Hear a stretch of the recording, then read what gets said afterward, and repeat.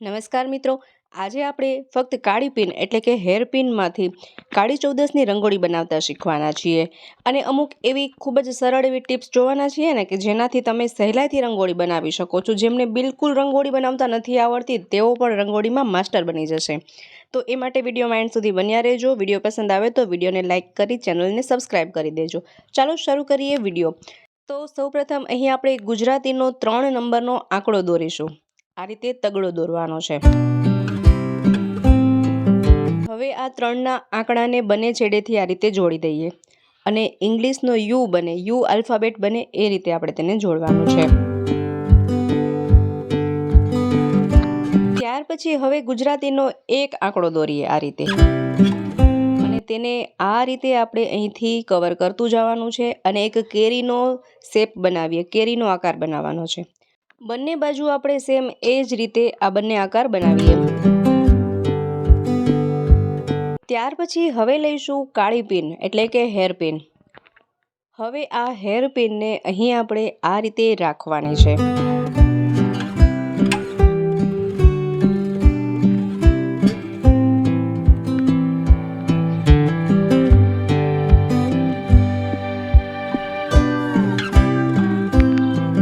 ત્યાર પછી હવે કાળો રંગ લઈશું અને જે હેરપિન રાખી છે તેના પર ફરતે આ રીતે આઉટલાઈન દોરી લઈએ.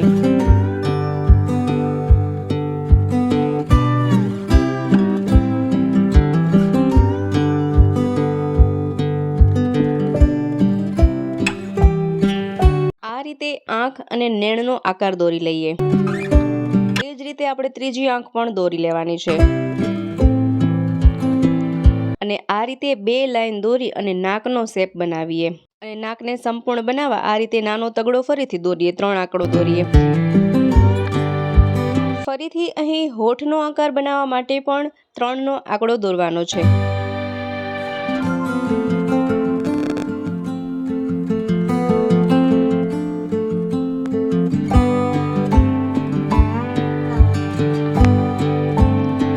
અને આ રીતે જીભ દોરી લઈએ.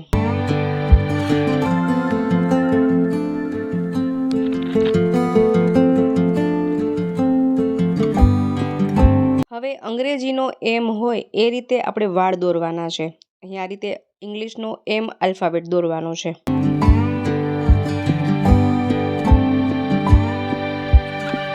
અને અહીં માતાજીના વાળ વાકડિયા હોય એ રીતે આપણે વાકડિયો શેપ આપી દેવાનો છે.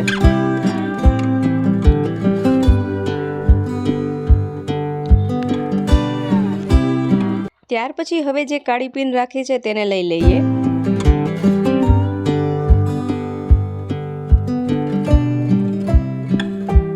અને તેને સરસ આકાર આપી દઈએ. અહીં માતાજીની મુખ મુદ્રા કોપાયમાન છે એટલે કે ક્રોધિત છે. એટલા માટે આપણે નેણનો શેપ આ રીતે દોરવાનો છે. એટલે ક્રોધિત મુદ્રા હોય એવું લાગે.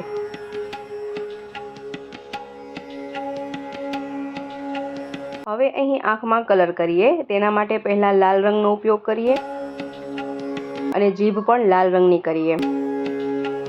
માતાજીએ અસુરનો વધ કરવા માટે વિકરાળ સ્વરૂપ ધારણ કર્યું હતું, તો અહીં વિકરાળ રૂપ લાગે એવું આપણે દોરવાનું છે.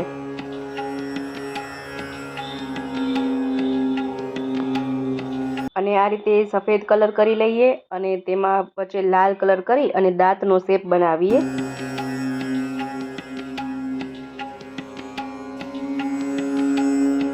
જુઓ, જેથી ખૂબ સરસ વિકરાળ રૂપ લાગી રહ્યું છે. ત્યાર પછી આંખમાં સફેદ કલર કરીએ.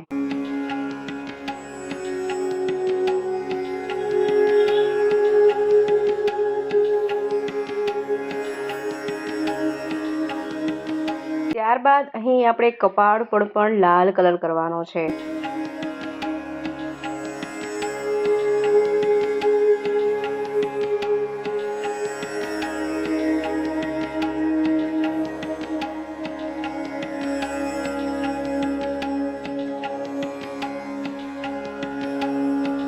અને મુખ પર દુધિયા રંગ કરીએ.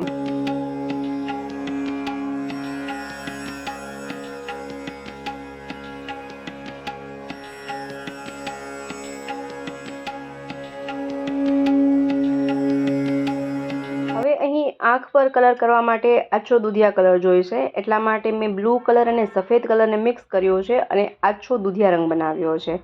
અહીં આંખ પર આછા દૂધિયા રંગથી રંગીએ.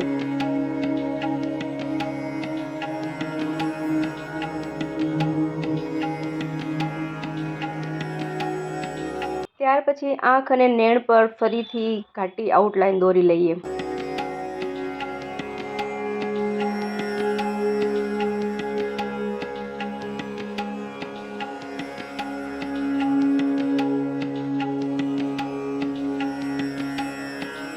ત્યાર પછી હવે આપણે માતાજીનો મુગટ બનાવવાનો છે. તેના માટે મેં પીળા કલરનો ઉપયોગ કર્યો છે. આ રીતે પીળા કલરથી માતાજીનો સરસ મજાનો મુગટ બનાવી લઈએ.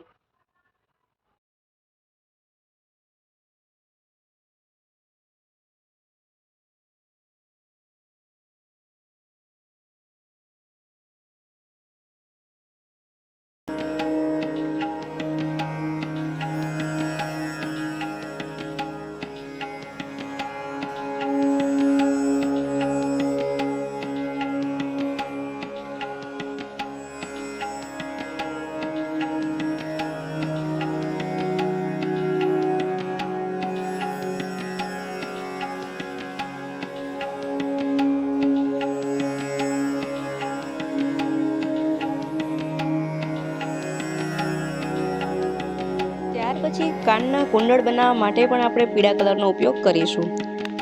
અહીં આપણે માતાજીના ઘરેણાં બનાવી રહ્યા છીએ, એ માટે અહીં મેં પીળા કલરનો ઉપયોગ કરેલો છે.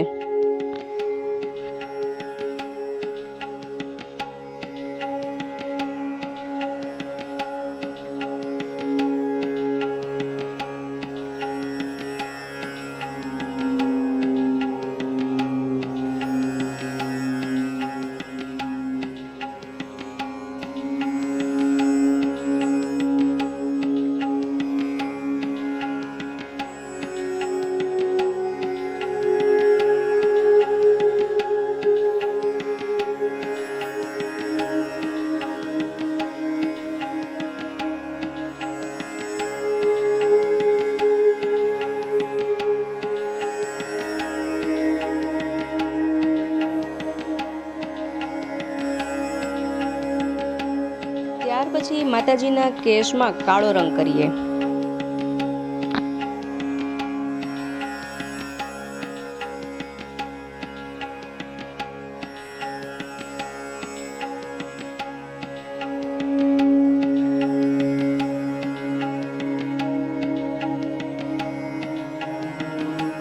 ત્યાર પછી માતાજીની સોનાની નથડી બનાવી લઈએ.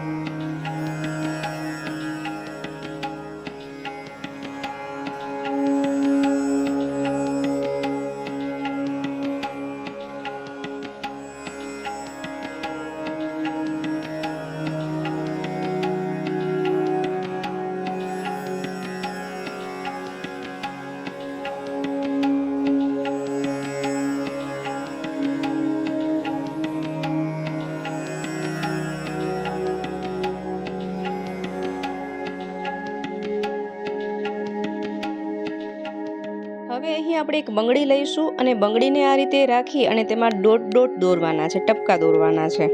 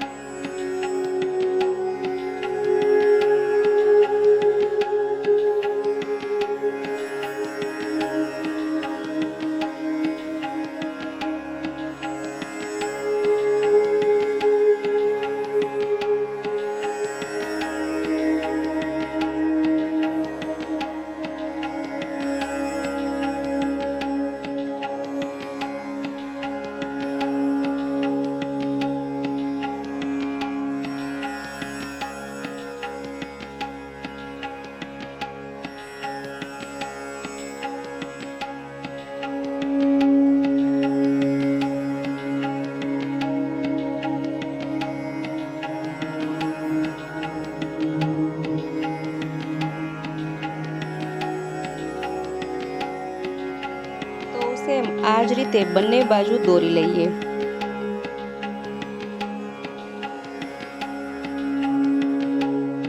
તો જોયું, જોતજોતામાં કેટલી સરળતાથી આપણે માતાજીની રંગોળી બનાવી દીધી છે। હજુ તમે આમાં એક ફેરફાર કરી શકો છો કે અહીં જે આપણે આઉટર લાઇન વ્હાઇટ કલરની કરેલી છે એને તમે બ્લેક કલર કરી શકો તો ખૂબ જ સરસ લાગશે। આ રીતે બ્લેક લાઇનિંગ કરી દઈએ। તો આ રીતે જો સ્ટેપ બાય સ્ટેપ રંગોળી કરવામાં આવે ને તો જેને બિલકુલ રંગોળી કરતા નથી આવડતી તેવો પણ ખૂબ સરસ રીતે રંગોળી કરી શકે છે। કેટલી સરસ ભવ્ય એવી માતાજીની રંગોળી બનાવીને તૈયાર કરી છે। ખૂબ જ સરળ અને ખૂબ જ સરસ છે।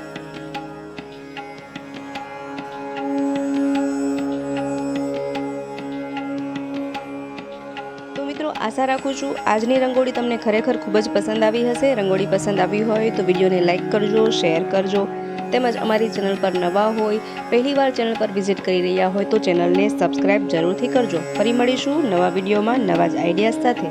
ત્યાં સુધી જોતા રહેજો આપણી ચેનલ બી ક્રિએટિવ।